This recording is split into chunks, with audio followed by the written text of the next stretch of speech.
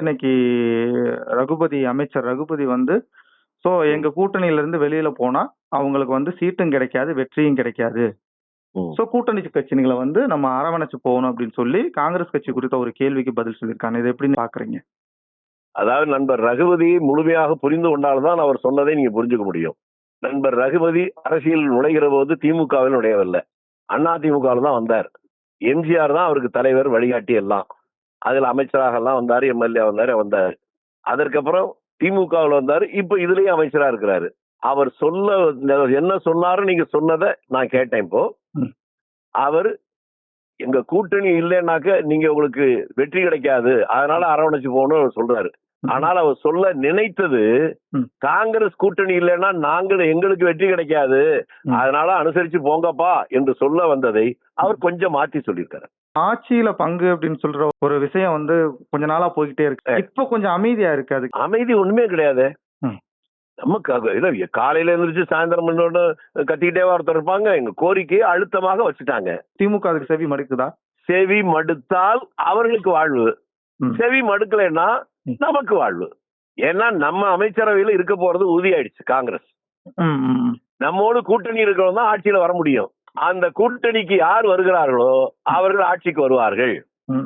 நமக்கு இடம் தரலன்னு சொன்னா அவங்க எதிர்கட்சி தான்.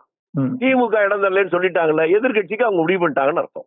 2 மாசமா காங்கிரஸ் கட்சி திமுக கூட கூட்டணிக்கு பேச்சுவார்த்தைக்கு தயாரா இருக்காங்க. ஆனா அவங்க தரப்புல காங்கிரஸ் தயாரா இருந்தாலும் இங்க இருந்து கனிமொழி டெல்லியில போய் ராகுல் காந்தியை சும்மா டெய்லி போய் பார்த்துச்சா?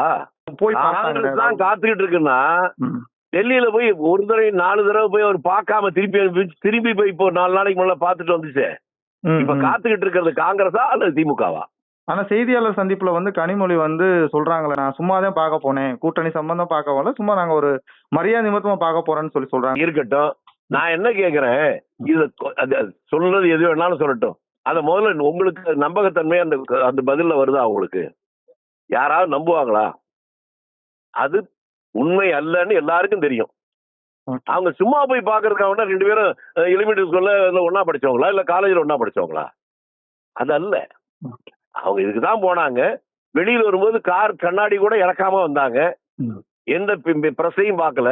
அதுக்கு அப்புறமா இப்பதானே சொல்றாங்க அத. அதனால அது உண்மை இல்லை. உண்மையை பேசினா அது அவங்களுக்கு நல்லது, நமக்கு நல்லது. ராகுல் காந்தி சொல்லியிருக்காரு, ஜார்க்கண்ட் மாடல் வந்து தமிழ்நாட்டுல வந்து செயல்படும், கூட்டணி ஆட்சி வேணும்னு என்னை போன்றவர்கள் சொன்னாங்க. இப்ப அமைதியா இருக்கீங்களேன்ற மாதிரி ஒரு கேள்வி கேட்டீங்களா? இப்ப நாங்க கேட்டது வேணா ராகுல் காந்தியே சொல்லிட்டாரு, அதையும் இப்ப நீங்க சொல்லிட்டீங்க. அதனால இப்ப கேட்கிற பார்க்கிற நேயர்களுக்கு தெளிவா புரிஞ்சிருக்கும். காங்கிரஸ் கட்சி மேலிருந்து கீழ் வரை ஒரே குறிக்கோளோடு இருக்கிறது.